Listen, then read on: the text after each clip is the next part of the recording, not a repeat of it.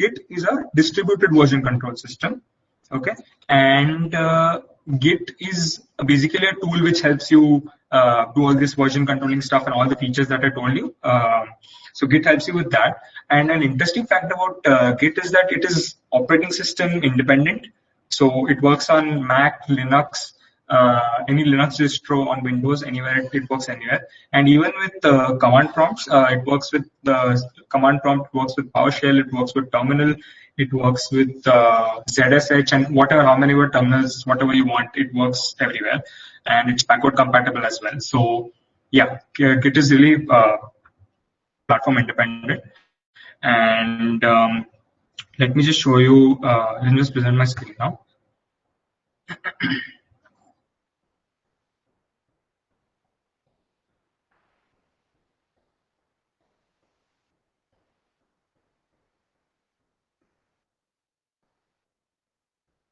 You can download Git from this website called gitscm.com, and you can, for your operating system, you can just download it. All right. This is the official website, gitscm.com. Okay. So before we get properly started, I just need to introduce one more term to you. It's something known as repositories. Okay.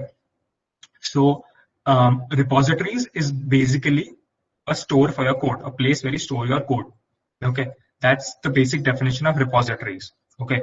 Now repositories are of two types: local repository and remote repository. Okay. I think the terms are self-explanatory. That is, local is like local on your personal machine, and remote is somewhere on some other server, some remote server, right? So local, there are two types of repositories: local and remote. All right. So now let me just show you what is a local repository. So before I show you that, so I'm going to be, this is the resource that I was telling you that I'll be teaching you from, I'll be telling you stuff from this resource that I've made. So you can just go to this site later on and, find all the commands and stuff. Okay, so this website obviously has to have some code, right? It has to be deployed from somewhere, right? So the code is again hosted on GitHub, obviously. So this is the remote repository where my code of this website actually resides. So this is the remote repository on some server where it's residing on some server, right? Some GitHub server. So this is a remote repository, and this is the corresponding local repositories. You can have it's literally a normal folder, right? It's just a normal folder. The only difference here is that there's a hidden .git folder over here.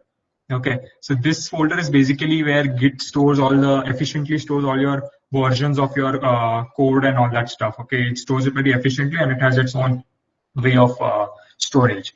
Okay, so its local repository is literally just a normal folder. You can open this up on your VS Code or whichever editor you use, and start working normally. And Git is just one folder over here.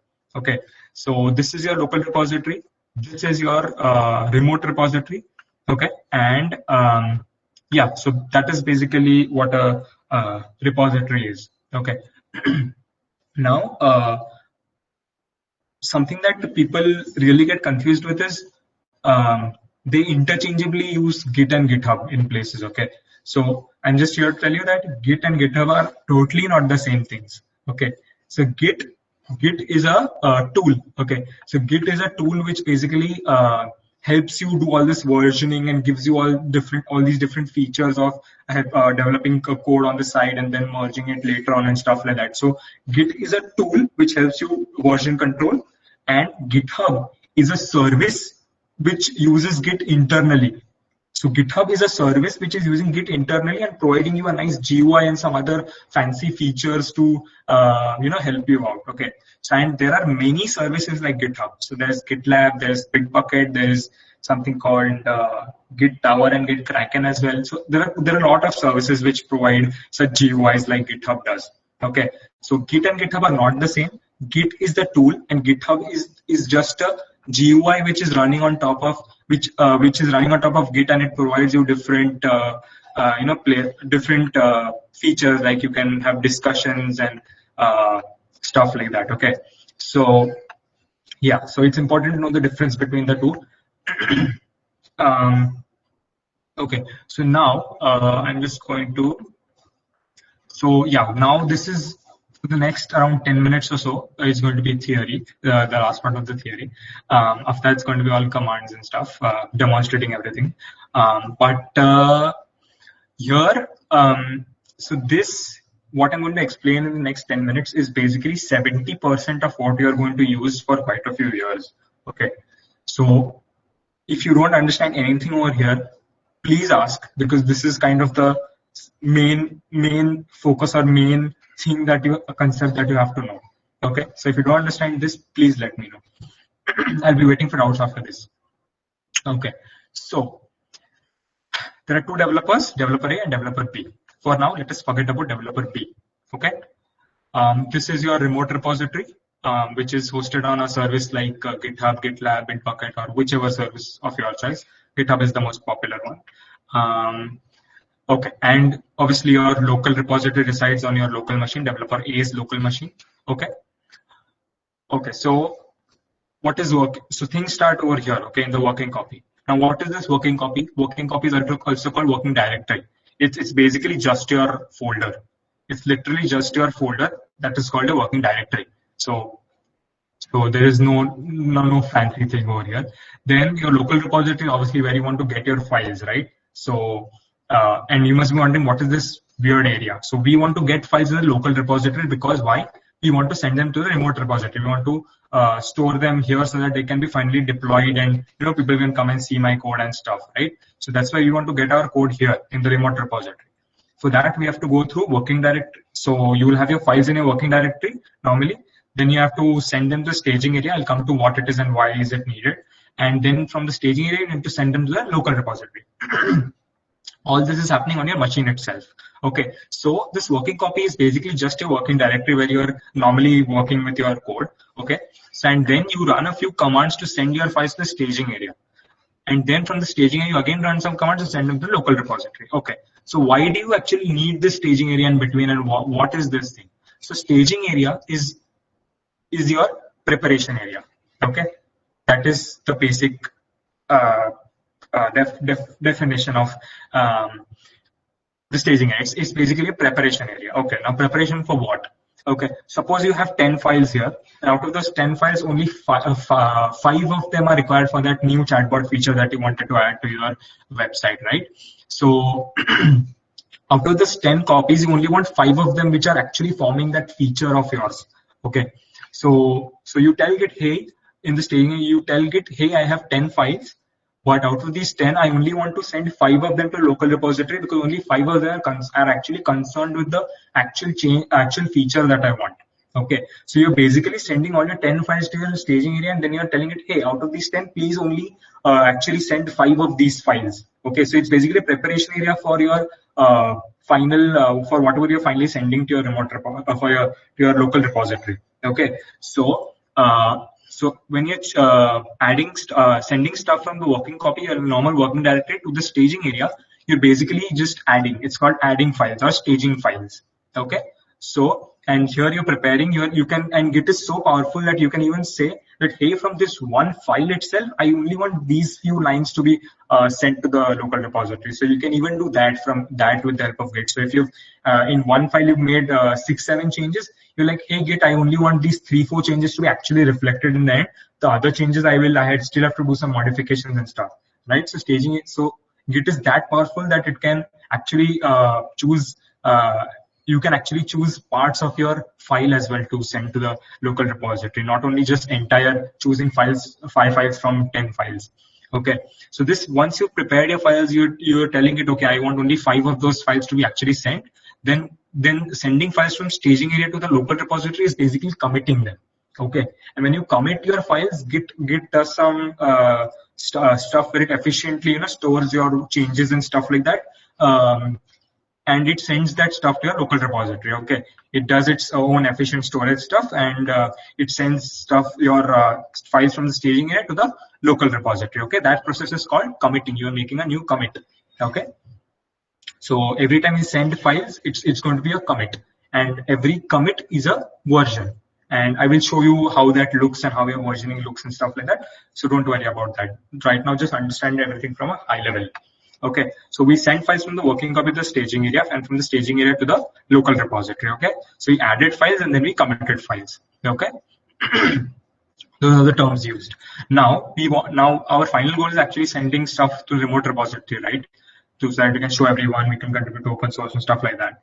Okay, so the term to send files from the local repository to the remote repository is called pushing.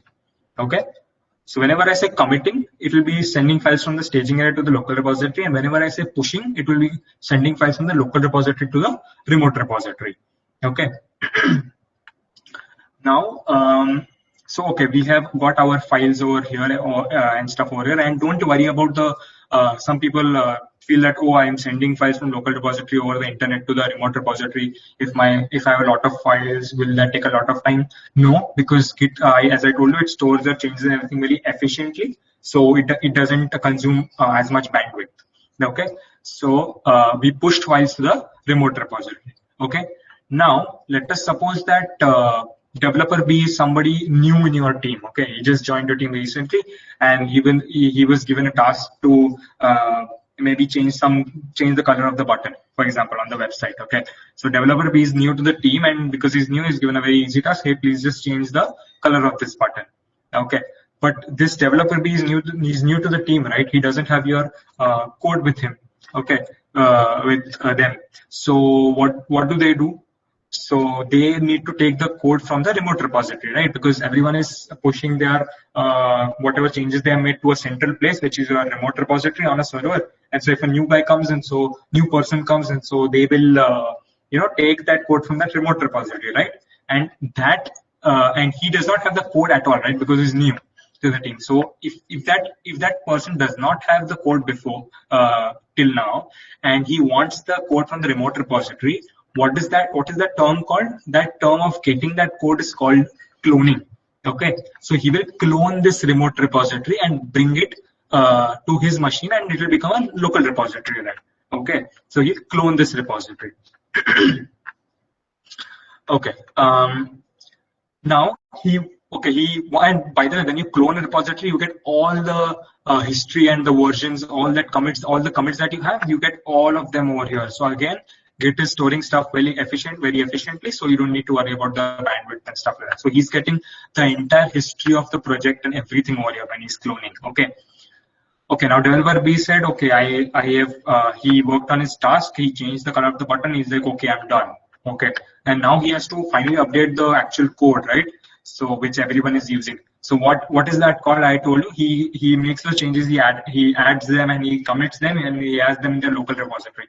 And then finally, he will send the code from the from his local repository, from their local repository to the remote repository, right? So that is called pushing, if you remember correctly.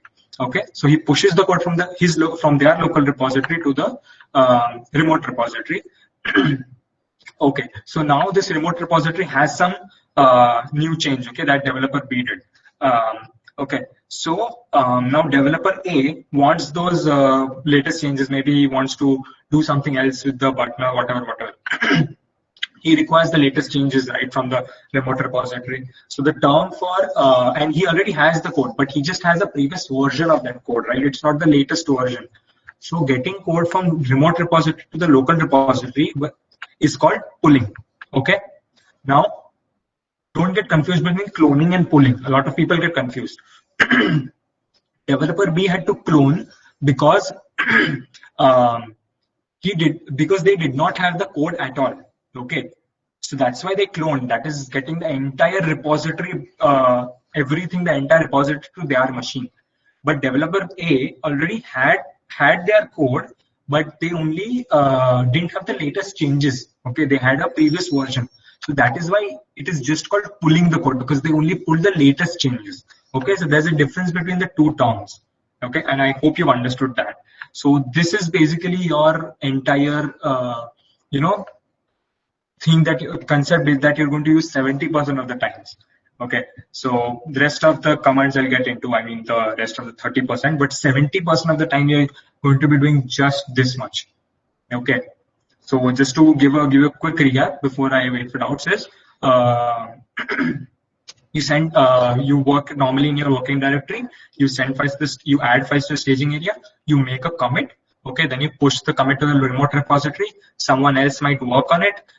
So if developer B does not have the code, then they will clone the repository, make their changes, again add it and commit it, and then push it back to the remote repository. Now if developer A wants the latest changes, they will pull the changes. That's basically it. So now please go and ask your doubts. You can unmute and ask, or you can ask via the chat. Yeah. So did you understand stuff? If you have, you can just type in the chat if you got stuff.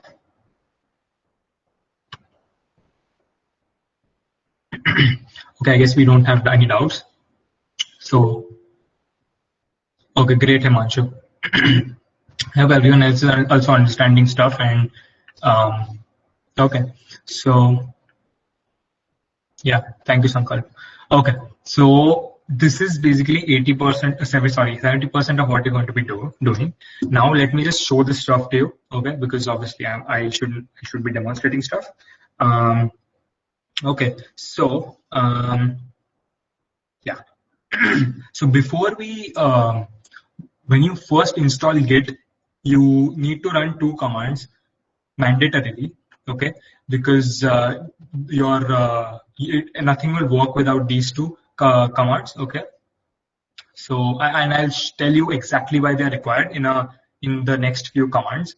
You won't understand why right now, but you have to run these 2 commands, okay?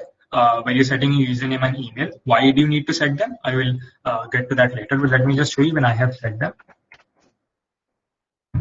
I will have to set them because things don't work like that. So I'm just listing the config, okay? And if you see here, username is Harsh Kapadia and user email is my email. And this is the email with which I have registered with my GitHub account, okay? So you just need to run these 2 commands, replace your name with your own name and your email with your own email ID, okay? And this email ID should be the one which you have registered with GitHub. Now, why do you need these email IDs? I'll tell you. Give me, wait, just hold on for 5 minutes. You'll understand why it's required. Okay. So we're done with that. And okay, now we need to create a repository, right? We need to start a local repository, right? Because that's the way. Okay, so let me first give you the goals for today. We have 4 goals, 4 main goals for today. First goal is getting stuff from the working directory to the staging area. Second goal is getting stuff from the staging area to the local repository. And the third goal is getting the local stuff from the local repository to the remote repository. And fourth goal is getting stuff from the remote repository back to your local machine. All right. So to get started over here, we're going to get started with the first goal. So for that, before we can do get add and stuff, we need a repository, right? So we need to initialize a repository. So let me just make a new folder. Where's my? Yeah, let's go one step up. Let me create a new folder. Let me call it test. Okay. Wait, let me call it.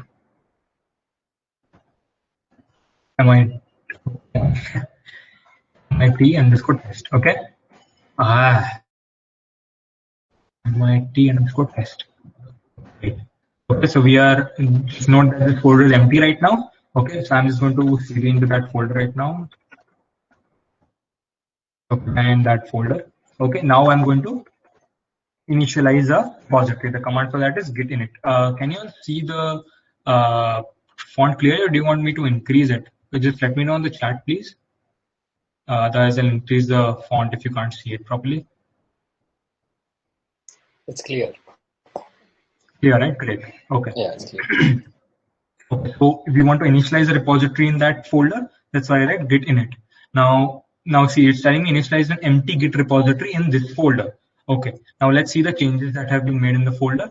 See, it was empty at first. Now we have this .git folder, hidden .git folder. It's going to be hidden. So if you want to see this, you have to go to your view and toggle this button here. So if you have hidden items enabled, you will see this folder. Okay. and it has quite a lot of stuff in this. So this is how it efficiently it's going to store your stuff and things like that. So we'll not get into that because that's a little advanced. But yeah, just know that this is that .get folder which stores all your word changes and everything properly.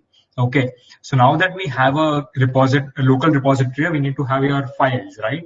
So we need to have files. So you can actually do this from your you can normally work with the code from your editor and whatever, but I'm going to use the command line to create files and stuff like that just to make it faster. Okay, so if I'm just creating this file, okay, to show you that I actually did something, I'm going to list them. See, we have file1.txt, see, we have file1.txt over here. All right. Now, what is goal number one? So we have something in our working directory. Okay. Now we need to get whatever is in the working directory. If you remember a goal, we need to get whatever in the working directory into the staging area. That is goal number one, right? And how do you do that? The command for that is git add. Okay, so we just write git is add and which file? So file1.txt. Okay, press enter. So now the file is added. But to prove that I actually did something by running that command, I'm going to run another command called git status. So git status basically gives you everything about. It's basically used to tell you the status of your staging area. Okay. Okay. So what is it telling me? It's giving me a. Let me just run the same command this way as well. Okay. -s is just is basically short. So this gives me a very huge output, and this gives me a very short and sweet output. So that's why I use this -s. But both of them will give you the same thing. Okay. So what is this green A over here? It's telling me, hey, that you have actually added this file. So, okay. So we have completed goal number one. Okay. So we have something in our staging area. It's telling me that, hey, you have added this file to the staging area. So goal number one is done. Okay. Now we have goal number two. What is goal number two? Sending files from the staging area to the to your local repository. And what is that? You're basically making a commit. Okay. And what is the command to make a commit? Git commit, obviously. Okay. So that's goal number two. Okay. So we have a file added. Now I'm going to commit. How do you commit it? Git commit. And you don't need to note down these commands. By the way, I have all of them listed over here. So you just go to git commit over here, and you can the commands are right here. There's some theory as well for you to, all the theory and stuff is present as well. And the commands I'm going to use -m and commit message. I am going to use that right now. It's all written over here, so you don't need to on anything. Don't worry about that. Just pay attention over here. Okay. So you commit this, and I'm going to write something now. I'll explain what I'm doing. What should I write? Yeah.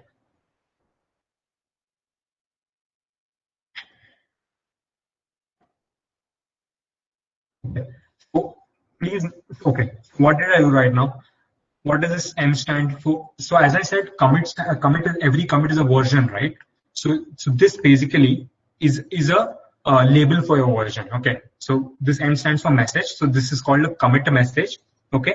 And you basically, every commit is a version, right? So you're labeling your version. You're telling it, hey, this is the change that I've done. So logically, I think you would have realized right now that as these messages are the labels of your versions, so they have to be short and sweet. Okay. And another Harsh, sorry to interrupt you like that. Can you hear me? Yeah. I got a question. Sure. Are you going to show us how to do a pull request as well? Yes, towards the end. Yeah. Thank you so much. No problem. Yeah, these are how you see these commit messages, right? So I just added a scroll to top button, this stuff that you can see in the bottom over here. So when you click on it, it goes on the top. Wow. So yeah, it's just that. So it's a commit itself. Okay. So that is how each commit. It should be one small feature, atomic feature. Okay. So where is our command prompt? Yeah. Git back. Sorry. Okay, so this is your commit message, and please also notice that I have written add and not added. Okay, so it's a convention that you write files you write your commit message in the present tense. Okay, it's just a convention. You are not doing anything wrong if you're writing added, but it's just a convention that you write everything in present tense. So if you rename the file, so rename this file, rename file1.txt. You don't write renamed file1.txt, that kind of thing. Okay, it should be all in present tense.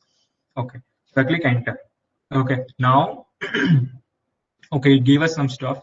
Just remember these four first four characters. 8FD2. I will show you what that is. Okay.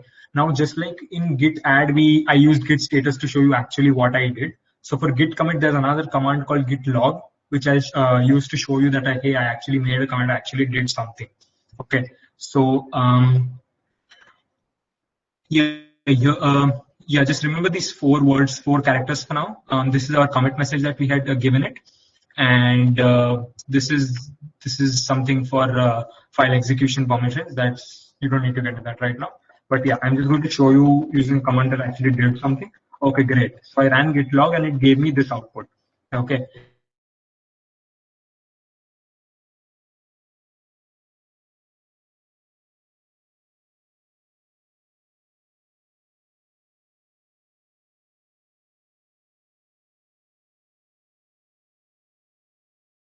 40 character hexadecimal string. Okay, it is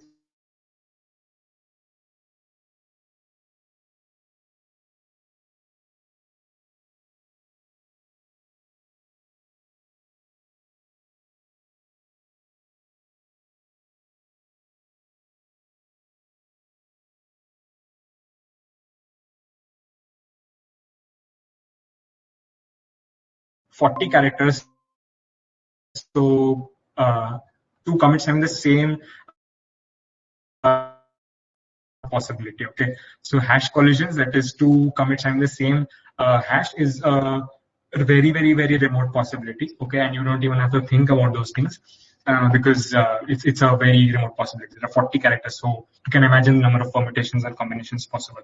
Okay, so now what is the next line is giving me my name and an email ID. So I think now you realize that that git config that stuff that we had done, I had set my name and email ID. Why had I set it? Because git attaches your name and your email ID to every commit that you make. Because finally, when you're going to send stuff on the remote repository, there are going to be lots of people who are contributing, right, to that one repository. So you should know who made this commit, who made this change, who is responsible for this commit, right? So that is why this name and email ID are very important to have. All right. Okay. Then it has a date and time and all that stuff, and it finally has our commit message. Okay. So this is the label of our commit. So when we have 2-3 more comments that I'm going to show you now, you will only have this message showing up to tell you what each commit actually has, what change each commit has. Okay, that is why this message is so important, that it is short and sweet, and every commit has to be atomic. Okay, please understand that, because a lot of beginners, even I, made like 2-3 features together is one commit. Hey, you get lazy. Why should I keep committing again and again? But once you realize that, oh, okay, I have to revert back to this, so I'm going to go back a lot more than I should be going back in the versions. So yeah, please keep that in mind, that you have to keep committing after every feature, every small feature that I develop. Right. So now, just to get you comfortable, we've completed goal number 2 as well, because we've sent files from the staging area. We actually made a commit. Okay, so goal number 2 is also done. Okay, what was goal number 2? Sending files from the staging area to the local repository. Okay, so now let me just do this once more to just get you comfortable with it. Okay, so I'm just going to add some text to that file that we have. You can do this from your command line, but from your editor, I'm using the command line to do things fast.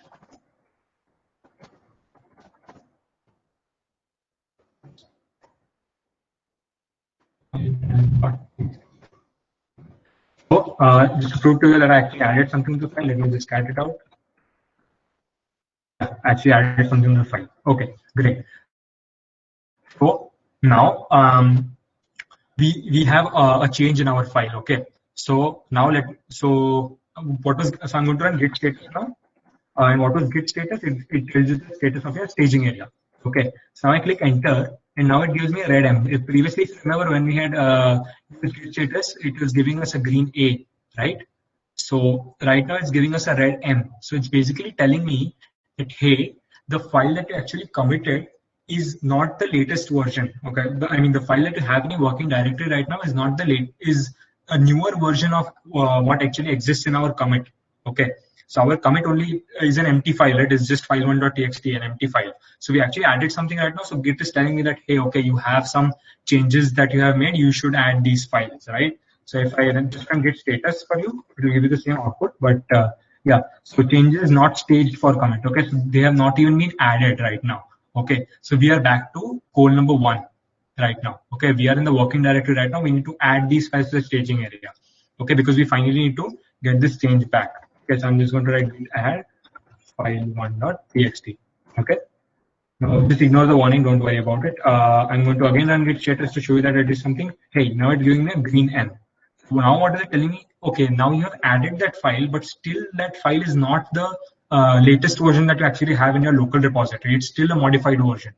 So now finally, now we've done goal number 1. Now we again need to send files from the send the file from the staging area to the local repository. We need to make a commit, right? So we are again going to write a commit message. Commit -m. I'm going to write modify file1.txt. Okay. So I please note I wrote modify, not modified. Okay. I did not write this. Okay. It should be modified, present tense. Okay. I made a commit now again to show you that I actually did something. Git log. Okay. See, this is our first commit here, add file1.txt, and this is our commit number 2, modify file1. And if you see here, b5 3 b5, right? b5 3 b5. Okay. So even our hashes are matching. Okay. So this is how you will see your commits. When you have loads of commits, you will see a lot of them. Okay. So that's why it's always recommended that you have short and sweet messages. Okay. So we again complete goal number 2 as well. Okay.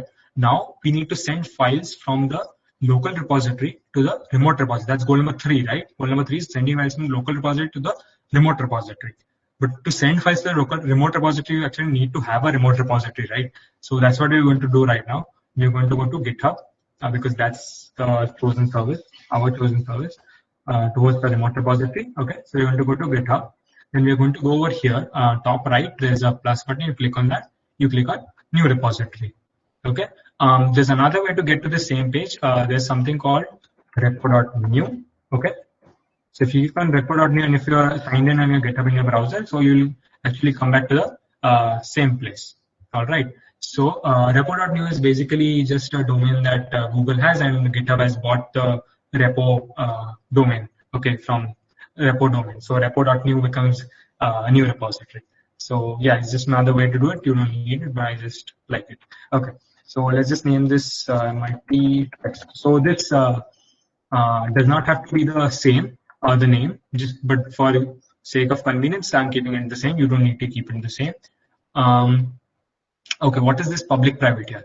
Remember with repositories, I had told you there are 2 types of repositories, local and remote. Okay, but with remote, there are further 2 types of repositories. So you can have a public or a private repository.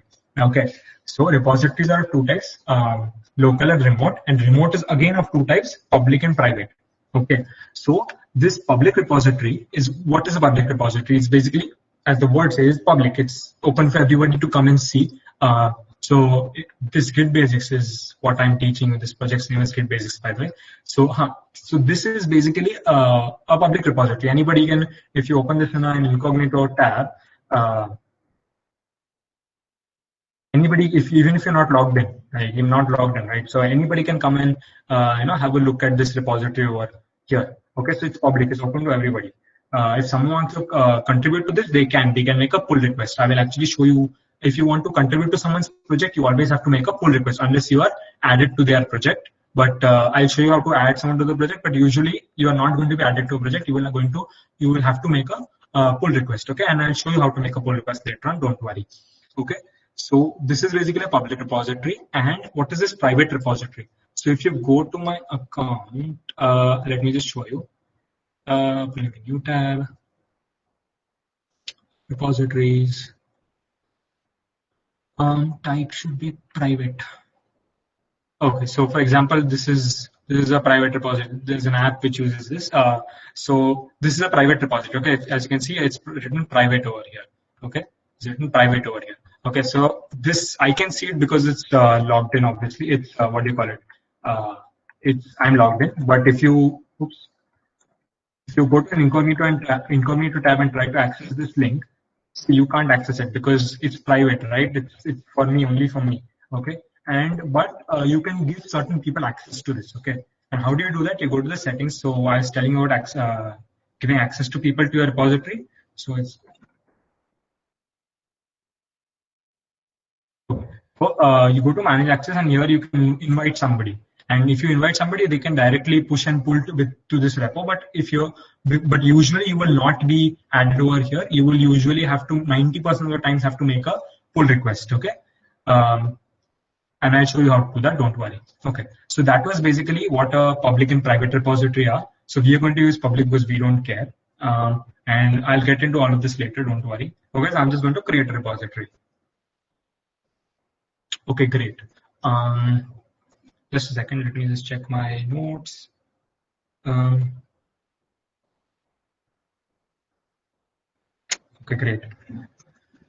Okay, so we have a remote repository now, but this repository does not have any code. Okay, we obviously have to send our code from the local repository to the remote repository. Okay, but to send, now that we have a remote repository, we actually need to send code here. But to send code, this local repository needs to know that I have to send code to this remote repository, right? There are hundreds and millions and trillions of repositories on different services, GitHub, GitLab, everywhere. It needs to know where, right? So you need to connect these two repos. Okay. Now, how do you do that? There's another command for that, obviously. It's called git remote. Okay. So I'll just run that command right now. I'll show you what I'm doing. Git remote add origin. I'll explain the entire command. Don't worry. Is this add dot git. Okay, so what did I do right now? I said git remote, and then I said add. Okay, because we need to add we're basically adding another remote repository. We're telling Git the local repository that, hey, this is the origin, this is the remote repository that I want you to say, push code to. Okay, and origin, and I'll tell you what origin is. Then we just pasted the link of the of our remote repository and added a .git after that. Okay, so what is this origin? It's just to make it analogous. Origin is basically a variable. From programming, it's just to get an analogy, it's a variable. In programming, like we have variables, so you are just assigning this entire value to origin. Okay, and just like in programming, variables cannot be keywords, right? So just like that here, and these are called aliases in Git. Okay, so programming's variables, for Git it is alias. Okay, these aliases cannot be keywords like remote, add, git, or stuff like that, right? No command. It can be anything else, but my name, your name, anything like that. That is not a keyword. Okay, keyword in Git, obviously. Okay, so I'm just going to click enter. Okay, now just to prove to you that I actually did something, git remote -v. V just stands for verbose. Okay, so what is it telling me? Hey, origin. Okay, origin, this variable, this alias actually belongs to this link. Now, why there are two, you don't need to get into that. But yeah, we have actually, Git now knows that when you say origin, I have to target this repository.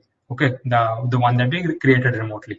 Okay, so now that we've connected the two repositories, we need to send files here. What is sending files called? It's called pushing, and the command is git push. Okay, so we're going to push files. What is the command for it? Git -u origin. What am I doing here? Oh, I typo origin. Okay, I'm saying git push -u. U stands for upstream. Okay, you can also type hyphen upstream. Okay, hyphen u is just a short for that. Okay, U stands for upstream. Basically, you're telling it where to upload your code. Upload to upstream. You're just setting the stream. Okay. Origin, you are telling it which repository. Instead of typing this entire link every time and pasting it, you just refer to it using this variable alias. Okay, and on this repository, which branch? Main. Now, what is a branch? I'll get into that later. Don't worry. For now, just take it that there is something called main. Okay, so on this repository, we need to send it on the main branch. Okay, so I just click enter. We wait for it to upload, to push.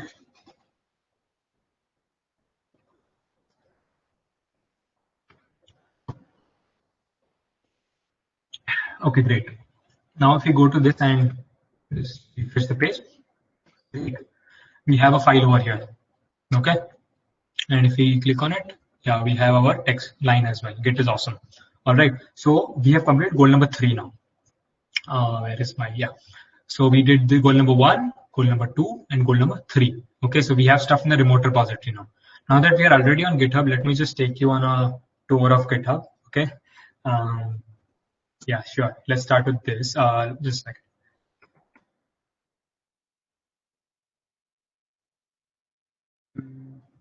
Yeah. Okay. So this is basically our overview of your account. You have this introduction of what you're doing and stuff like that. You have your information panel over here. Then these are your pinned repositories that you want to show people. Then you have your activity graph, how many commits you made per day and stuff like that. It doesn't really matter how green or whatever this is. It's just for look's sake. And what are the exact changes that you made? How many commits have you made and stuff like that. Usually don't get impressed with a lot of green squares here, or you sometimes get impressed. I used to get impressed in the beginning. Oh wow, this person is active. It's fine. Okay, it's everybody does that. So don't worry about it. Don't get very impressed or very yeah. So that is the overview section of your of GitHub. Then there is something called repositories. Okay, where all your repositories are listed, obviously. And then let's go to one repository. So one of my repositories is Git Basics. Okay. So this is how your repository will look like. Okay. And this file, this what you're seeing here is your README file. Okay. This readme.md. Can you see this file? So MD stands for Markdown. Okay. So Markdown has some special syntax which GitHub renders in a beautiful way. So your README file is basically the cover for your like a book has a cover, so it's basically just that for your repository. Okay, so people will always come and check this. So if we go to Vue.js's repository, if we go there, if you go to any repository, so oops, I went to, oh, this is not the, it's called Vue.js, I guess. Yeah, this is the actual Vue.js repository. So yeah, see this. So this is their README. Okay. So as you see, GitHub has again rendered that README file in a very beautiful way. Because if you actually go and see how it looks, so if you actually go and see how this entire file looks in reality, I'll show it to you. I'll show you the raw version. So this is how it actually looks. I have only written this much, and GitHub actually renders it in a very beautiful way, as you can see over here. Okay, so your README file is basically where people come to see what your project actually is about. Okay, so it's like the cover of your book. Okay, so that is your code section. What people usually see. Here is your description and link to your project if there is any. And yeah, here you can see the distribution of languages and stuff. Okay, then there is something called issues over here. Okay, so what are these issues? These issues are basically places. It's a place where you can come and if you find a bug in the software. So so you can come here and just raise a new issue, and you can just say that, hey, I actually found this bug in your software, and you can help improve your participating in open source if you're creating issues for people, right? You're helping out people. So someone actually did this for me. I mean, it happened quite a few times, but I'll just use one of the times when it happened. So someone raised an issue in one of my projects. Yeah, calculator. It's just a small calculator kind of thing. And why is the UI so bad? Because college wanted it this way. Don't ask me. So yeah, I just made this, and somebody just came and raised an issue. It's closed. I'll tell you what closed means. So some random person on the internet just saw my project, and they were like, hey, your fields on Firefox, your fields are not displaying properly. These input fields that you can see here, they're not displaying properly. There is some error, and I think you can fix the error in this manner. So I was like, great, and we continued the conversation, and she actually made a pull request and contributed to the project. Okay, so that is how issues are used. okay, where you can raise bugs and you can say, hey, this is the problem that you have, and you can help correct. I didn't even know that such an issue exists with Firefox because it was working fine with Chrome and Edge and all the Chromium browsers, but on the Firefox it has a different kind of rendering and stuff. So it was not working fine with that. So I just had to make a small change. I didn't even know about that. So issues help you with that. Then another thing is where you can yourself put in stuff that you have to add, and you can have people come in and you can label them as whatever you want. It's whether it's a bug, it's a documentation change, it's for newcomers to contribute, it's for Oktoberfest, or it's an enhancement, it's a new feature. So you can actually add stuff over here and then keep adding to it. Okay, so that is why issues are used. Okay, then this pull request section I will show it to you later. Okay, I will properly get into it later. Okay, just know that pull requests are used to actually add code to contribute to repositories of which you are not a part. So I showed you, if you add that person in the manage access section in the settings, you can directly push and pull. But if you're not, which 90% of the cases you're not going to be added, you're going to make a pull request. Okay, just to show you how it looks, I'll just show it to you. Oh yeah, I forgot to show you what is an open and closed pull request, right? Issue, right? Sorry, I'll show you that.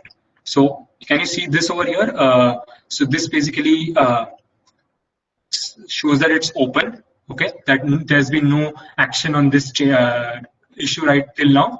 And if it's closed, it usually means that the issue has been solved or the issue is not going to be acted upon. So that's why it's written closed over here. Okay, so I actually solved this issue in a comment that I had made. Okay, so that's why I closed it after that, because the issue is solved. Okay, so that is the issue section. And just to show you a pull request, I'll probably make one later on. But yeah, just to show you, this green means it's merged. It's actually, that code is actually present in my final code that you can see in this code tab. But this means closed. Okay, so that is not present in my repository. Okay, that code is not actually a part of my repository. Someone tried to make some changes, but they were wrong. So that's why I had to close it. Okay, so and here, so this is the pull request. Now if you go over here, you can see what changes. Then GitHub gives you a diff that what are the changes over here. So red means he removed that line, and green means he added some stuff. Okay, so this line didn't exist over here. He has added this line as well. Okay, so that is the kind of stuff you do in pull requests. Now, how do you make these pull requests? I'll show you later on. There's something called discussions. You don't need to get into it right now. It's basically just where you discuss stuff. And if you want to see your MIT thing also has a group and whatever they added me to. So yeah, this is how you have a discussion, and we were having discussions and stuff, and how to conduct this and stuff over here in their team. So yeah, you can have such discussions and stuff. Okay. Actions. What is actions? Actions is a part of CI/CD, continuous integration, continuous development. It's something that beginners don't have to get into. Even I don't know CI/CD stuff. Actually, a friend of mine has set it up for me on this repository because I required it. He made a pull request. So yeah, so it's basically just it automatically on push, when you push a commit to this remote repository, it automatically runs a process and builds the new updates to the site. Okay, so this automatically deploys every time there is a push to this repository. Okay, so that is what this GitHub Actions thing does. Okay, it automatically runs this code again and again. Okay, and where do you find this code that actually gives this command? It's there in this GitHub/workflow thing, where you actually tell it that please do this every time there's a push and stuff like that. Okay, so GitHub Actions is CI/CD. You don't need to get into it if you're a beginner. Usually, it's something for intermediate and above. Okay, even I have to get into it right now. I really want to get into CI/CD. Yeah, so this is basically an overview. Now GitHub also has some extra services that it provides. Something there's something on gists. Is basically just a note down your stuff place. Okay, and you can have secret gists or you can have public gists. Okay, so you can just note down things and have stuff for your own self, right? So that's what a gist is. Again, you can create a new gist from this plus sign over here. Okay, or if you're logged in, you can just type in gist.new. That is also a domain that GitHub bought from Google. So yeah, it takes you to the same place. Okay. All right. Now let us. So that is what is GitHub Gist. That is a feature that GitHub has. Okay. Now what else did I want to show? Yeah, code spaces. Code spaces basically VS Code in the browser. Just on Saturday, Sunday, I noticed that they had actually removed my free trial. They had given a free trial to everyone, but they removed it. I'm just going to have to show you the official website instead of a demo. So it's basically literally VS your local VS Code into on the browser. It works super awesome. I've used it just once to make a pull request, and it was super awesome. I was working with my local VS Code environment because if you sign in with VS Code on your local VS Code instance, then you can also access it on GitHub. So if you see here,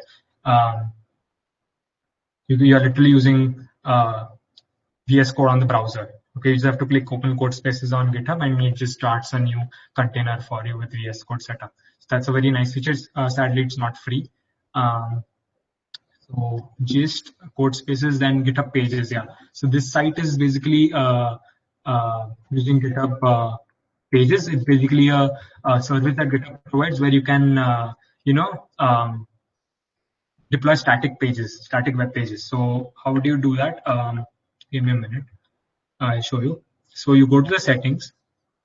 You scroll down, and you go to go here, go to whichever branch you want, and you can just deploy it. So GitHub automatically picks up the index.html file and deploys it. So let me show it to you in the calculator project. You'll understand better. So what does GitHub Pages do? So I'll just show you the settings here. So yeah, GitHub Pages. Yeah. So from the master branch, it is saying from the root directory. Okay. So let us go and check this. So this is the root directory. That is a main directory. Okay. So in the root directory, there is this index.html file you can see here. So GitHub automatically picks up your index.html file and renders it at a URL. Now, what is this URL? This URL is basically your GitHub username.github.io and whatever is the repository name. Okay. So repository name is calculator. That's why it's calculator over here. And this is my username. So GitHub automatically just picks up this index.html file from the root folder, and you can and gives you a static site that you can. And beware, this is only a static site. So if it has a backend or anything that, you won't be able to use it. Okay. So only static sites can be deployed. You'll have to deploy your API and stuff somewhere else. Okay. Let's not get into that. But yeah, only for static sites, GitHub Pages. Okay. There are a bunch of other things that GitHub Pages can do. So you can look up their official web page, but for now, this is basically what you'll be doing a lot of the time. So this is the most common use case of GitHub Pages. Okay. So now one more thing that I wanted to show you, one more tab, was the Insights tab. Okay. So we went to the code tab, we went to the issues tab. I showed you a pull request, but I'll make a pull request later on. I showed you what actions are. I showed you GitHub Gist. I showed you GitHub code spaces. I showed you the most common use case of GitHub Pages. Okay. Now the last thing that I want to show you on GitHub is the Insights tab. Yeah, we're on the Insights tab right now. I just went here and clicked on Insights. Okay. This Insights tab is basically community. Now this community. Okay.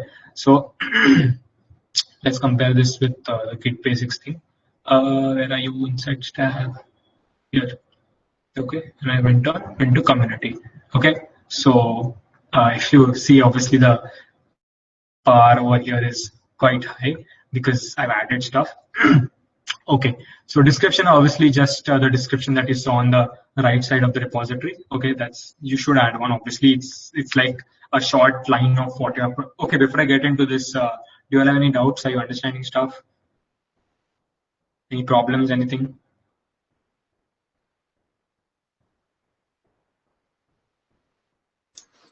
Harsh, also, I just want to tell you, you can take a break anytime you want.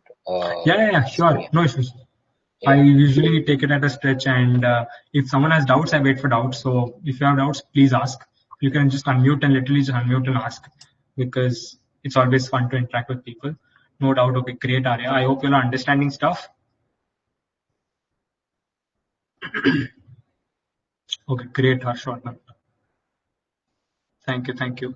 We still have stuff left, so please wait. Quite a lot of stuff left. Okay, because the main thing is like showing you a PR, right? That's a very important thing that I need to show you. Okay, so description. Okay, so description was the thing that you saw on the right. I'll show it to you quickly. This is basically your description. You can change it at any time. You can just go to this cogwheel and change the setting, change the description anytime. Okay. Then the README. I told you what a README file is. It's the it's like the cover of your book. Okay, so it's the main thing that people see when they visit a repository. Okay, you don't need to make it this beautiful or whatever. There is absolutely no need. Okay, I got into this very later on. Okay, this stuff, I created this SVG and stuff like that. You don't need to do this at all. I got into this after a very long time of about 8-9 months of doing stuff. Okay, so you don't need to have this beautiful. You can just have just this much. Okay, that's more than enough. But yeah, do have a README. Write what your project is about. Okay, so you can write how to contribute and stuff. I'll get into that, don't worry. Okay, so this README file. Okay, wait, let me show you better. Yeah, so README. Okay, I told you what README is. Then code of conduct or COC. Okay. What is the code of conduct? So basically, you're putting a code out to people, right? And they can use the issue section to talk with you. They can use the discussions tab to talk with you and stuff. So if you have a lot of people coming in and saying stuff and things, so sometimes people get rowdy and they cuss and stuff like that. So code of conduct is basically just obviously you understand from the words itself that it sets a code for your conduct that everyone has to be inclusive, no cuss words. The maintainer has the final say and stuff like that. Okay, so that's why the code of conduct. You're just setting a code of conduct for your project. Okay, how people have to interact and talk with each other and stuff like that. Okay, then there's this contributing. Okay, very important file, extremely important file. Okay, a lot of people miss this file. Okay, and it becomes a big pain for the contributor, for the owner or the maintainer of the repository when people contribute to the project without going through this file. Okay, so this contributing file is basically this contributing.md file. I've linked it here as well. So all contributions are most welcome. Okay, everybody, all maintainers love people contributing, but please view this contributing.md file before you start contributing. Why? Because this contributing.md file will have all the instructions that you need to follow and the way how to write your code and how to if you need to add a file, how do you name the file and stuff like that. Okay, so it tells you how to locally set up the project as well. Okay, then it has a file structure that, hey, how does this static site generator that I'm using to generate the site, how does it work and how does it go through files and stuff like that. Then for static files, there are some rules. Then it's a documentation project, right? So I have to tell you what kind of language I want, what kind of language I don't want. So every project has its own quirks and stuff, right? So you have to adhere to every project, right? So that is why it is extremely important that you go through this contributing.md file before you make a pull request or contribute to any open source project. Okay, it's all the instructions are written here, and it is extremely irritating for the maintainer or the owner when you make a pull request which does not adhere to the rules of the project, because then they have to put in even more time for your pull request that they have to inform you, please read the file, please make these changes. So instead, you yourself go through this file and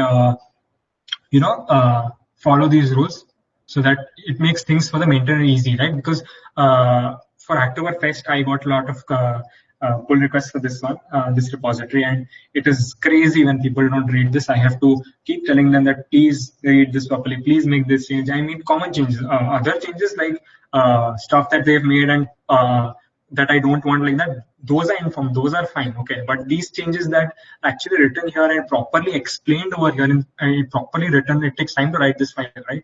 So properly written over here and you're not doing that, that's very irritating for the maintainer. So yeah, keep it in mind. So that is the contributing.md file. Then this license file, okay, another very important file. Okay, so license is basically it's permission, obviously, right? So when you're putting on code on GitHub, you're making open source, you are telling people to look at your code. You are telling them to improve your code. You are telling them to use your code, right? So that is the aim of open source, right? So if you don't have a license, you are prohibiting all that. It becomes a view only code and it becomes meaningless basically.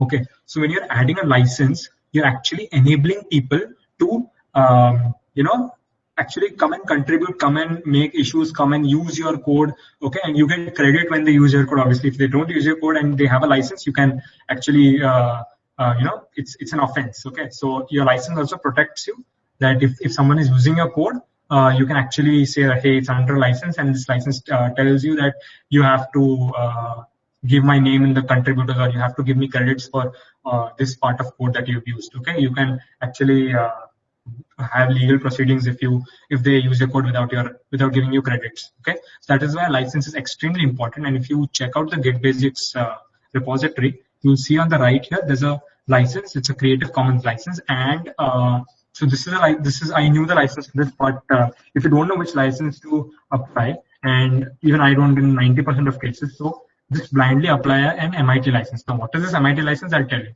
Okay, so if we see another project of mine, so see, this one has an MIT license. Okay, so this MIT license, if you don't know which license to put in, which even I don't know, to be very honest, only for this one documentation project I actually went into license and actually searched for one. So this is a Creative Commons license. But if you don't know which license, even I don't know it 99% of the times. So use the MIT license. Okay.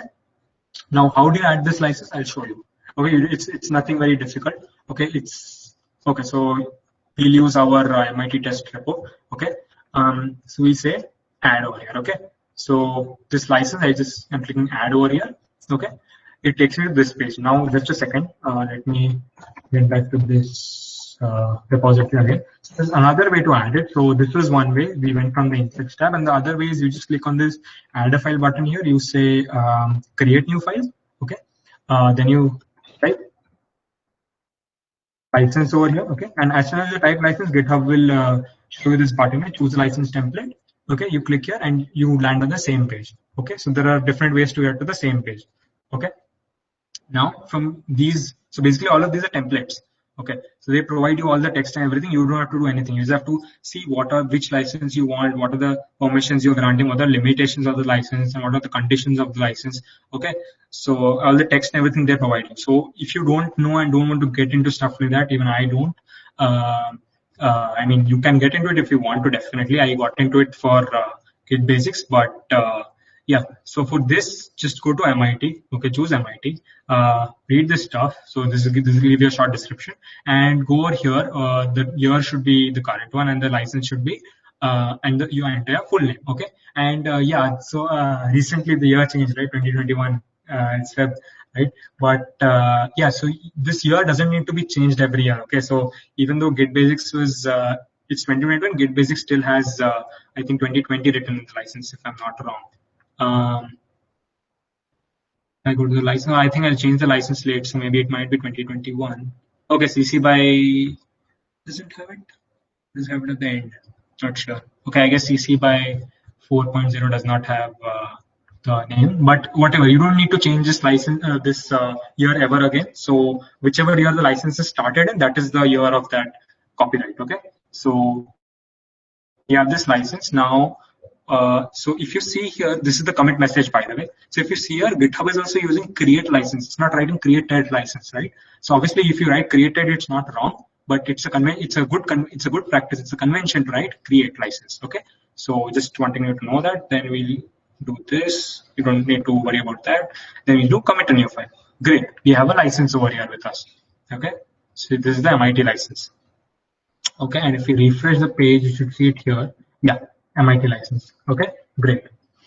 So we have this over here. Okay, now let us also add a README file, just for the heck of it. So I could click on that as well, add a README, or I can go here and do the same thing. Okay, just type README.md, it'll do the same thing. Okay, so now we just write MIT test. This is the name of the repo, text. So just this much, and we are going to commit it. Now again, you see it's saying create readme.md, right? Commit new file. I can type some stuff there as well, but I just let it be the default one that Git is going to add. Okay. So see here, this is our commit that we had made. So if we had modified over, it would look very weird, right? So that's why I keep everything in what do you call it? In present tense, yeah. And if you see this is basically git log being shown to you in a very good manner, right? So I told you GitHub is just a GUI on top of Git. So basically this is git log, your commits. You can see your commit messages here, right? So git log is this git log being shown to you in a very nice manner on a GUI, right? Okay. So yeah. So now that we have complete where is git add. Yeah. So we've done goal number 1, we've done goal number 2, we've done goal number 3. We took a tour of GitHub over here, and now we're going to do goal number 4. What is goal number 4?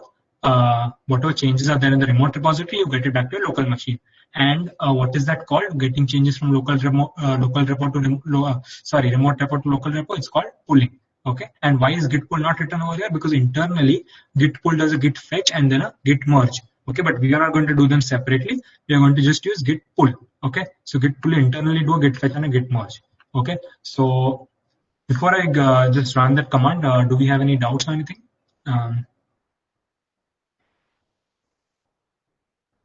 Okay, I assume not. If you have any, you can just unmute and ask at any moment. I have no issues with that. Okay, let's pull. Okay, and why do I need to pull? Because if we see the repository, we have these 2 new files, right, that we don't have locally. We only have this file1.txt, right? So we need to get those 2 files. That's why we will pull the code. We will not clone it because we already have the code, but it's it's an earlier version of it. We need the latest changes, right? That is why we do git pull origin. And how does it know what origin is? We have added it over here, right? So that's right. It knows from which folder, which remote repository has to pull. And main, okay? Main is the branch. Don't worry about it right now. I'll get into it later. Okay, so git pull origin main. I just press enter. And great, it is telling me that okay, it has updated the SHA from this to this, and it has fast forwarded. It's a fast forward merge, and it has added these 2 files. 2 files changed. Okay, and if we see here, we have these 2 files, right? And just to show you git log as well, to show you the commits. Oops. We have 4 commits now, and this is how git log shows you the commits, and GitHub just shows you the same thing in a very good manner. Okay, so yeah, these are the commit messages that GitHub had added by default. Okay, and again, these are my imprints over here because obviously I was the one to commit it on GitHub. Okay, so we have completed goal number 4 as well. Okay, so yeah, we've completed goal number 4 as well. We've pulled all the changes. Now, just a minute, let me get into.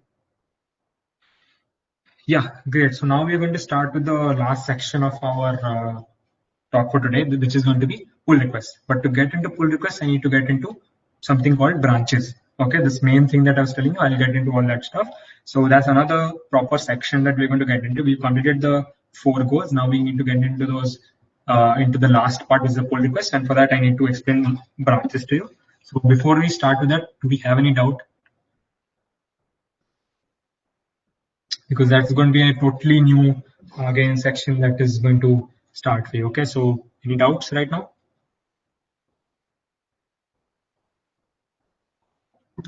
Do you want a break or should I continue? Let me know if you need a 2-3 minute break.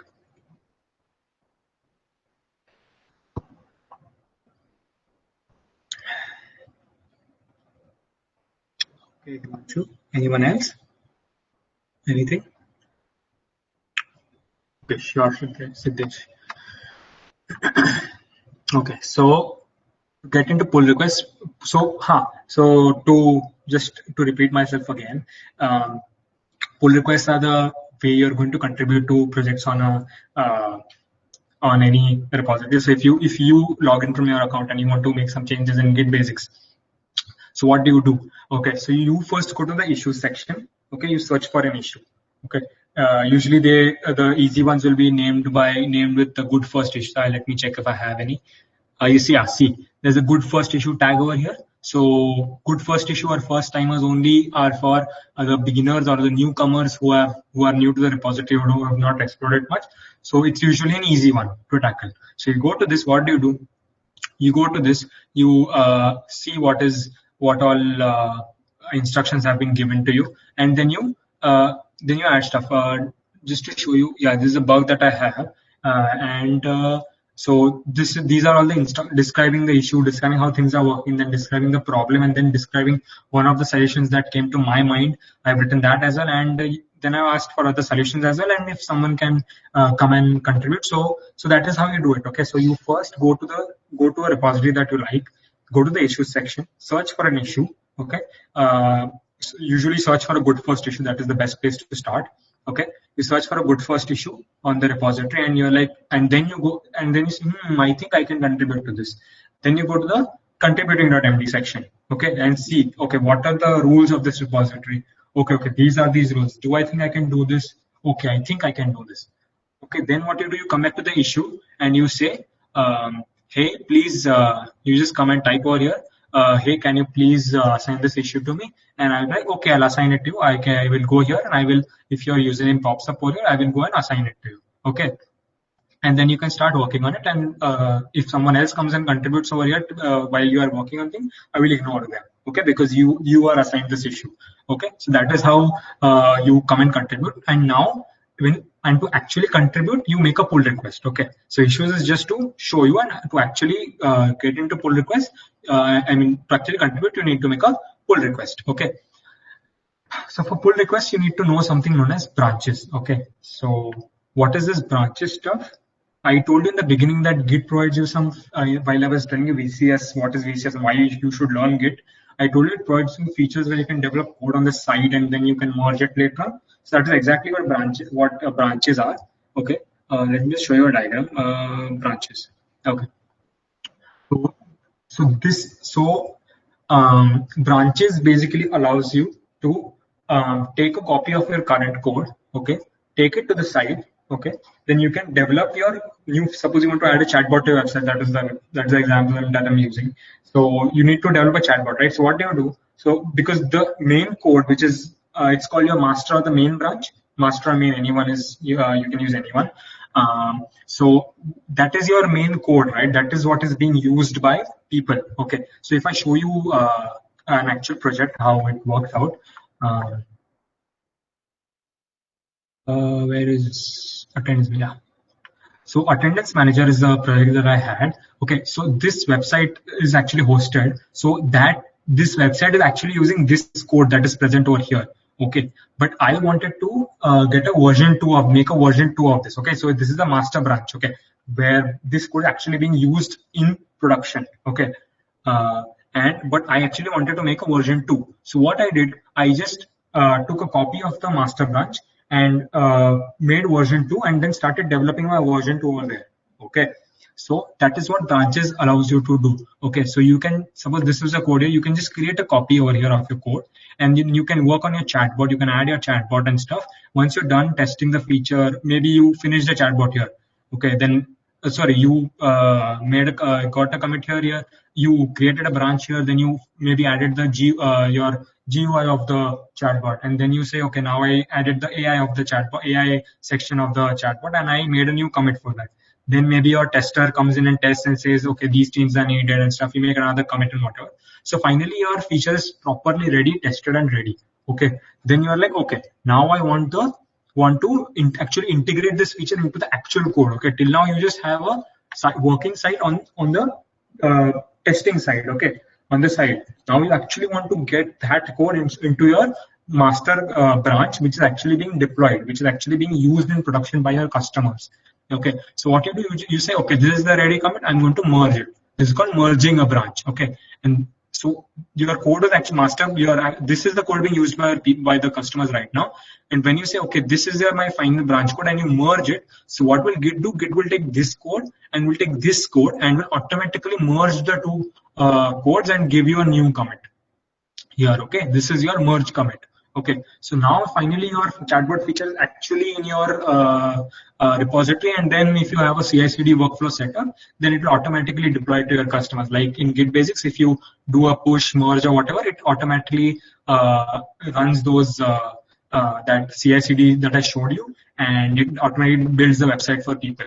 Okay, so that is how that is the concept of branches. Okay, so I can just show it to you. I don't know if I'll be able to show you properly, but I'll try. Where is the, sorry, search tab? network. I think, yeah, it's network. So if you see, these are all branches. Let me just show you a place where a branch starts.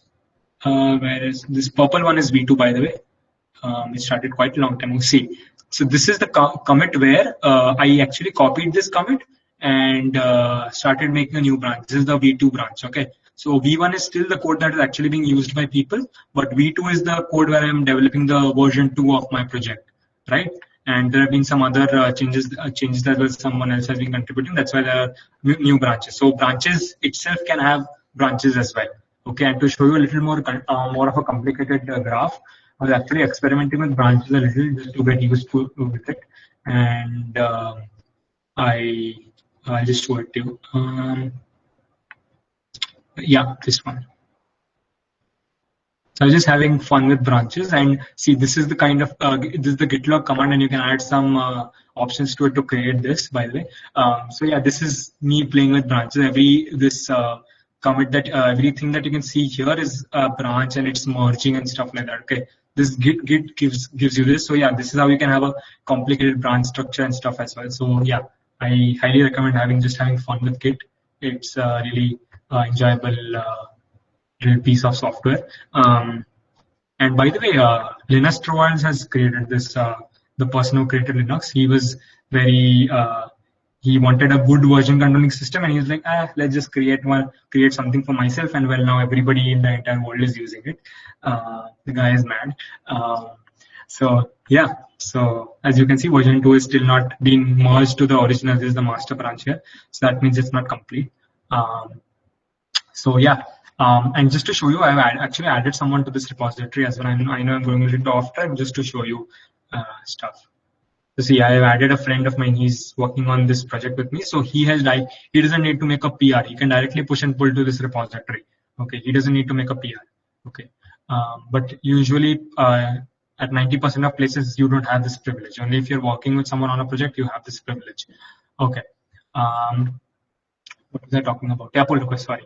So yeah, that is what a branch is. That is how your network branch looks like. Okay, in real life. So yeah, that is the concept of branches. Okay. Did you understand this concept? It's very important for you to understand this. So if you have any doubts, please ask. If you understood, just say all right.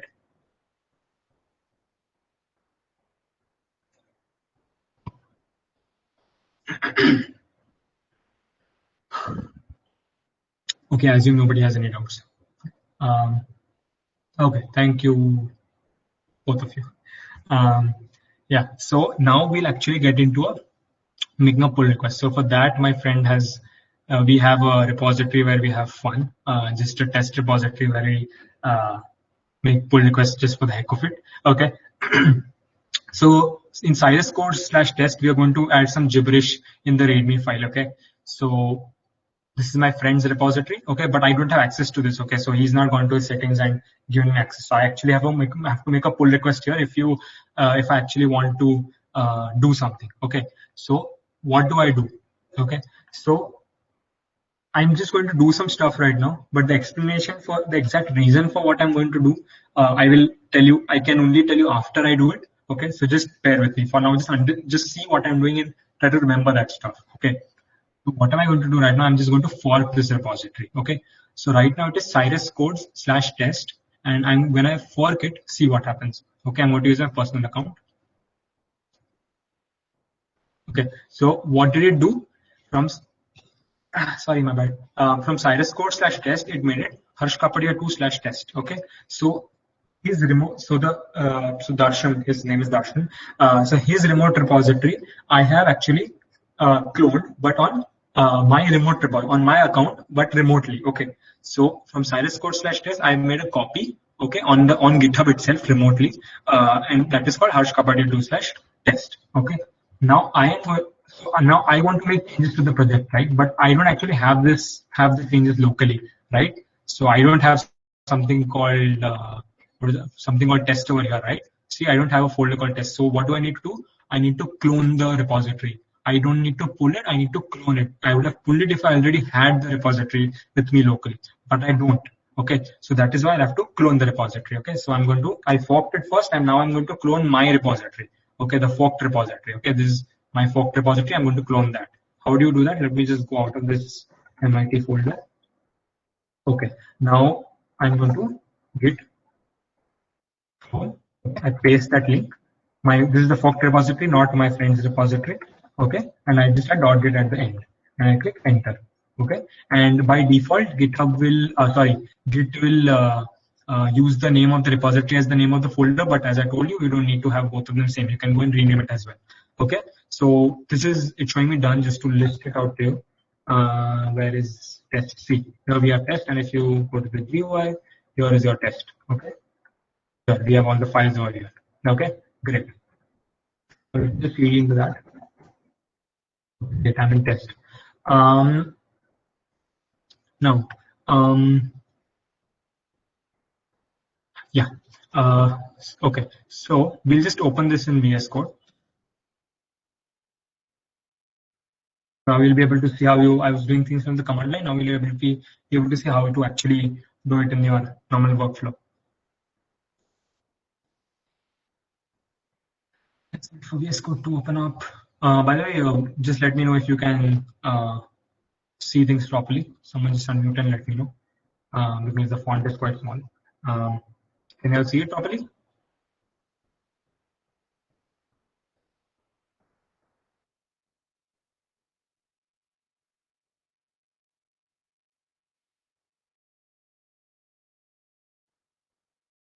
Guys, can you see it properly? Okay. Check. Yeah, it's visible. Yeah. Yeah. Okay. So now what am I going to do? So we need to add some gibberish over here, right? We need to add some stuff over here. That's our issue. Okay. Suppose that was the issue. So what am I going to do? I'm just going to open my terminal. I'm going to create a new branch. Now, why do I need to create a branch? I'll show you. I'll tell you afterwards. Okay. You'll understand everything after I complete it. Okay. So for now, just bear with me. Just understand what I'm doing. I'm going to create a new branch. What is the command for that? Git branch. Okay. And you type in the name of the new branch. I'm going to make it.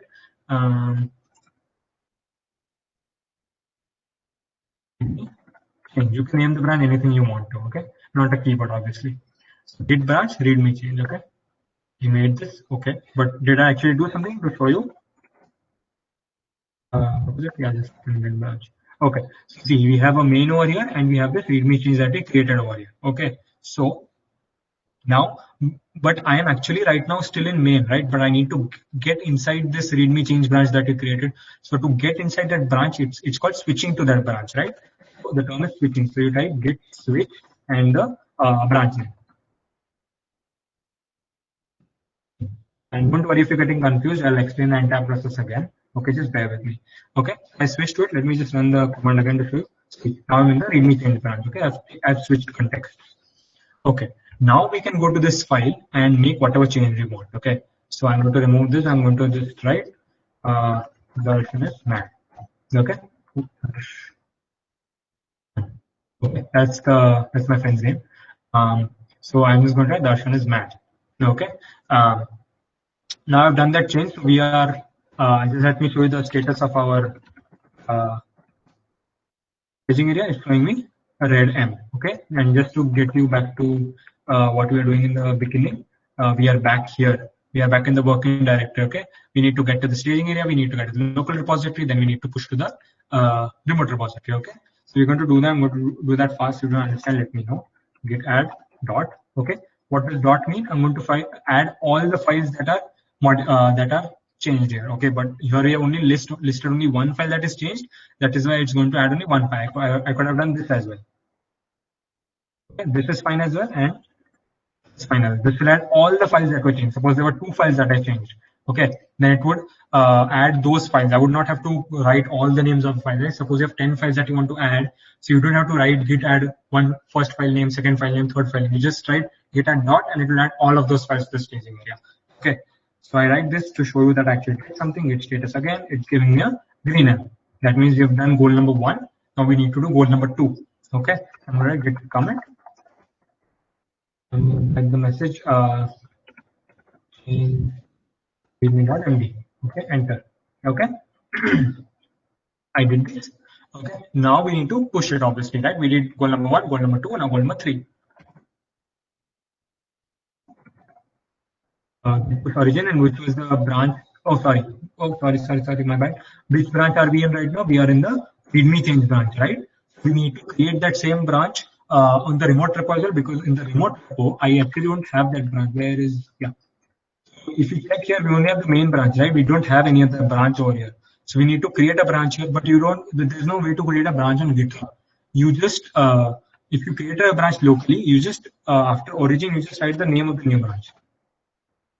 Okay, well, that was the name, right? Yeah, readme change. Okay, so git pull, please push it to origin, which was added by default. By default, the name is origin. Okay, whenever you clone a repository, by default, they give the alias of the remote repository as origin. You can change it or you can keep it whatever you want, obviously. And so I'm saying git please push it to origin. And on which branch? On this readme change branch. Okay, if I click enter, let's see what it does. Okay, and while Git is being super helpful, it is telling me to create a pull request and everything. It is showing me how to make a pull request and everything. So yeah, but yeah, if we refresh the page and we go here, see there's a branch that has been created. Okay, and if we see that the readme has this Darshan as match, but if we go to the main branch, the change is not reflected. Okay, so it just shows the difference. Okay. Even here, if we check, if we are in the readme change branch, that's why you can see this. If we switch back to the master main branch, it became what it was previously. Okay, let me just switch back to.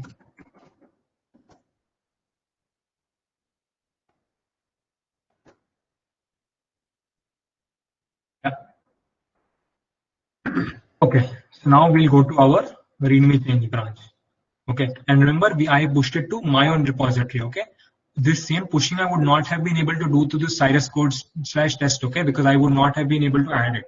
Okay, because I am not added to that repository as a collaborator. Okay, so that is why now you know why I had to fork it, right? Because I had to actually push it to GitHub to make a pull request. Okay, but how do I push it to GitHub? Because I can't push it directly to his repository, right? Because I don't have access to it.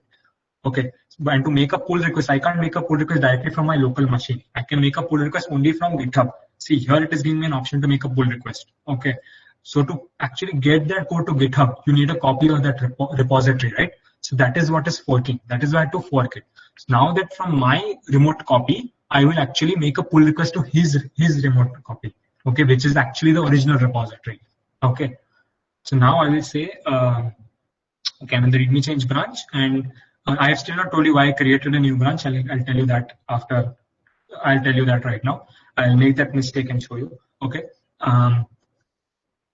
So there are two ways to make a pull request: either do this or do this. I'm going to do this. Same thing. Both will lead to the same place. Okay. So I made a pull request, and now it is telling me from Harsh Kapadia /test and readme change branch, I am sending it to. So I am sending it to CyrusCode/test is the original repository. There's a base repository, and the base branch is main. Okay, so and this is the what do you call it, the pull request title, and here I just give some description if I want, and some text. Okay, text. Okay, this is the pull request description. Okay, and we just create a pull request. Do I need to show you? Yeah, it is checking for whether it can merge those things, right? So it is preempting the change, right? So basically, when you merge things, that can be if you modified the same line, right? If two people have modified the same line, Git doesn't know which one it should keep and which one it should delete, right? Because it's going to merge, so there's going to be overlapping. So there can be some merge conflicts. Okay, that happen. It's easy to handle, but I'm not going to get into it right now. So here it is able to merge it. There are no merge conflicts because we are not modifying any such file like that.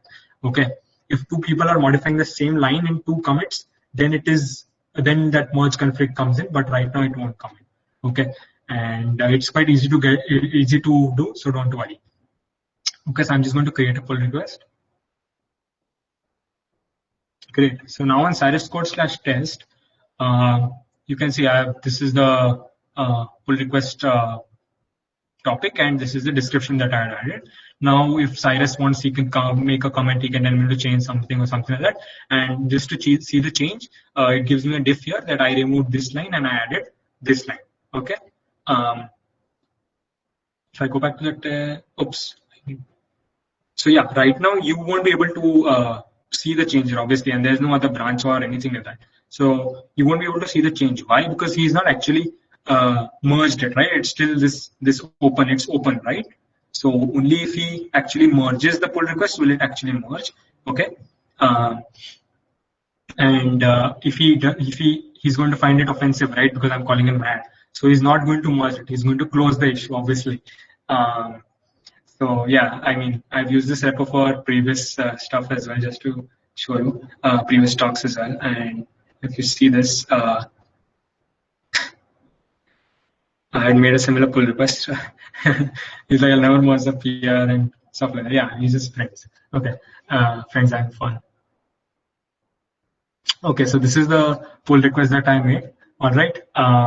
And now I need to tell you, okay, so you're basically done with the pull request. Now I just need to tell you why I created that new branch.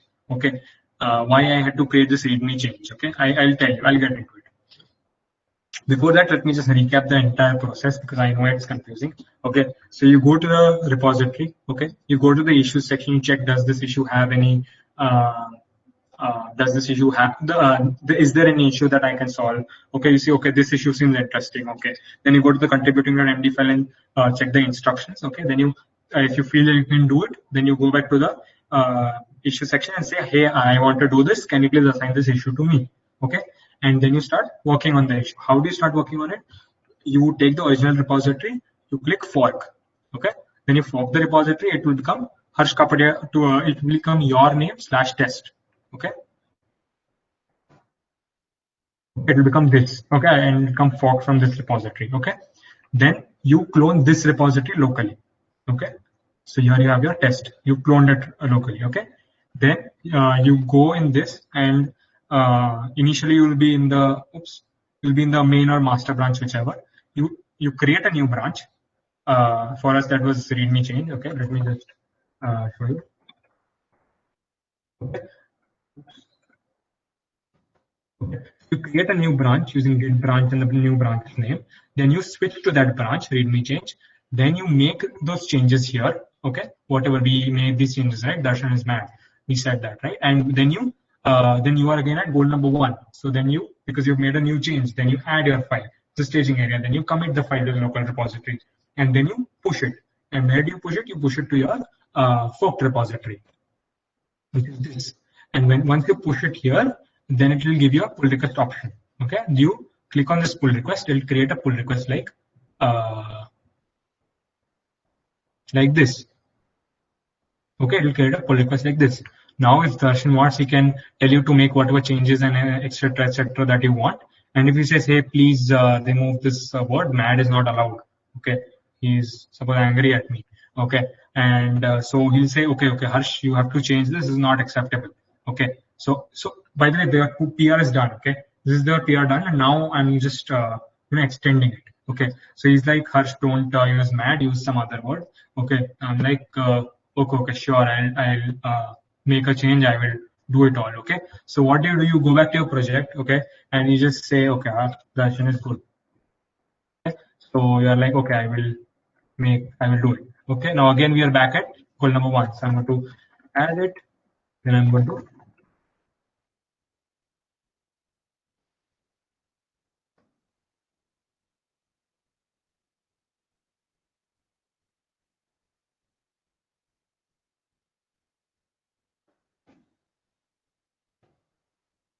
okay, I committed it.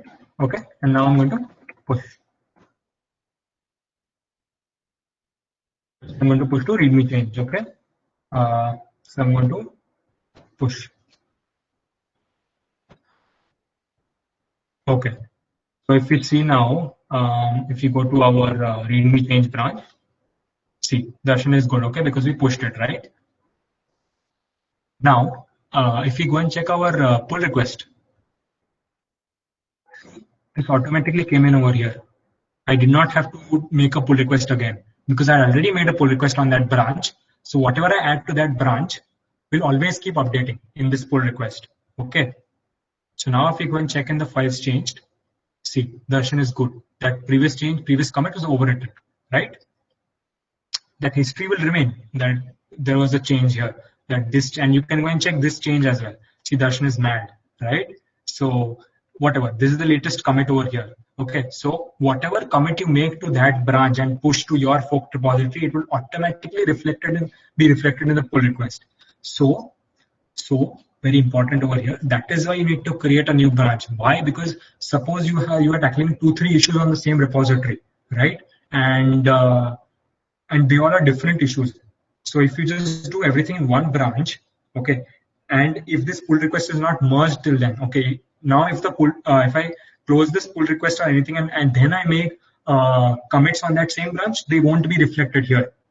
But until this PR is open, all the pushes that to that same branch will automatically get reflected here. That is why every issue should have a different pull request. So to keep it different, you need to create different branches, okay, so that you can separate your pull request, and every pull request is tackling just one commit, okay, is tackling just one issue, okay. It becomes easier for the maintainer to handle stuff, okay. Because if you say, okay, take these 4 features and test it out, you're like, the maintainer is overwhelmed, right? So that is not good, okay. So that is why you need to create a new branch for every issue. For every issue that you're tackling, create a new branch. Okay, so that is why it is very important. So does anyone have any doubt in this? Because it's supremely important to understand how to make a pull request, because that is the way you are going to contribute to open source, and you know the importance of open source now. So does anyone have any doubts here?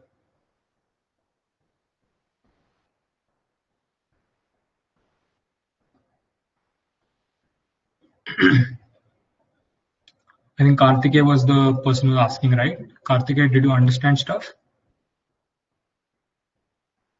Yeah, that was really helpful. Thank you so much. Okay. Any doubts from anyone else?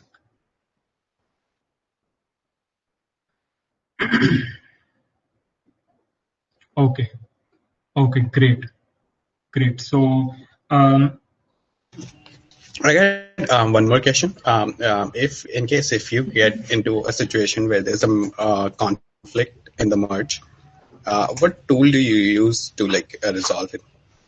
So there's no tool. You will if you're using VS Code, it becomes very simple because VS Code will itself give you a GUI that these are the incoming changes and these are the changes that you already have. So you can just literally backspace and correct that stuff, and then you just try git commit again, and it's done.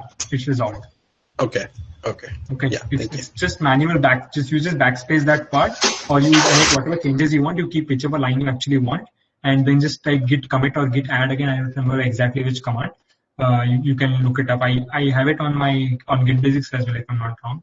But yeah, it's very easy to handle it. Don't worry. Okay. Thank you so much. Okay. Anyone? It was a great session. Hey, thank you. Does anyone have any other doubts? To ask if you didn't understand anything or anything like that. I'll just wait for a few more seconds. I think if somebody is typing something, let me just show you some stuff.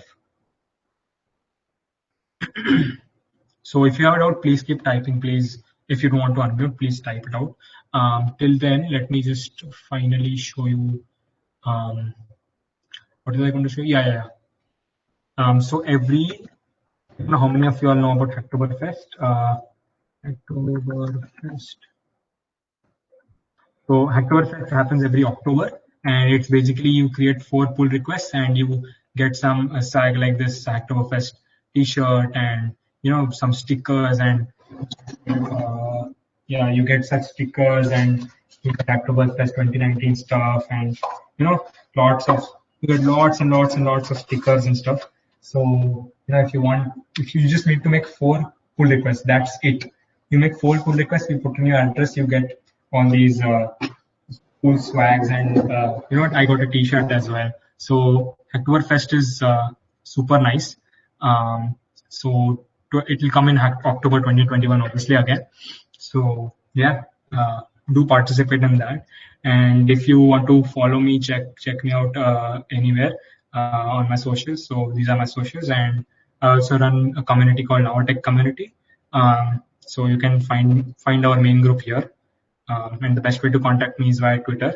I'm very active there. So yeah, I think we are done with the session. If you have doubts, I'm just waiting for that. Otherwise, I think we're done. Yeah, guys, if I you hope have you all any had fun. doubts, you can just ask him.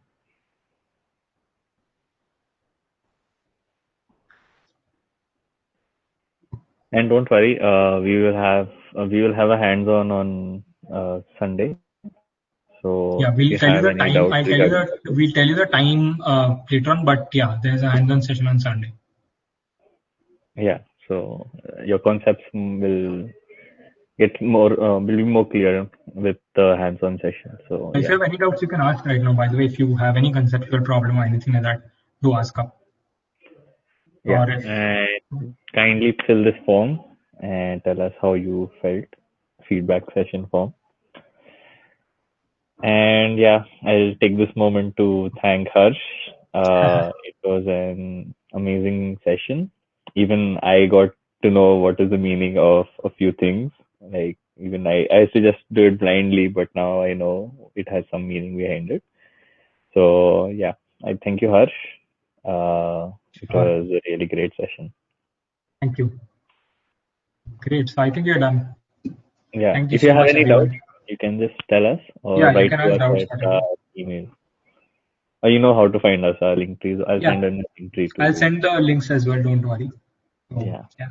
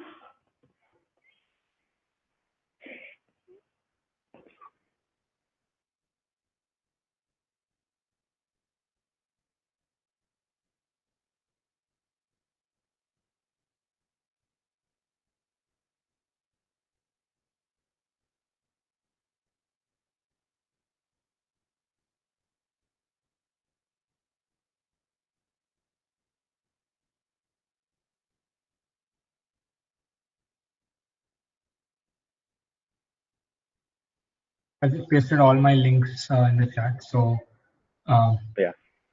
yeah, if you want to follow me there, you can. Okay, sure.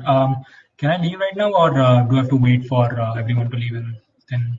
No, it's. I guess I don't think anyone has any doubts. So if you have any Okay, doubts, you can just reach out to him or reach out to us. And sure. Sunday we will have the hands-on. We will notify you all on the group and on email. So thank you so much, everyone. I hope you all enjoyed it. Thank you so much, Harsh, for joining. Thanks a lot, man. Okay, Okay. let's sign up. Yeah. Okay. Sure. Bye, guys.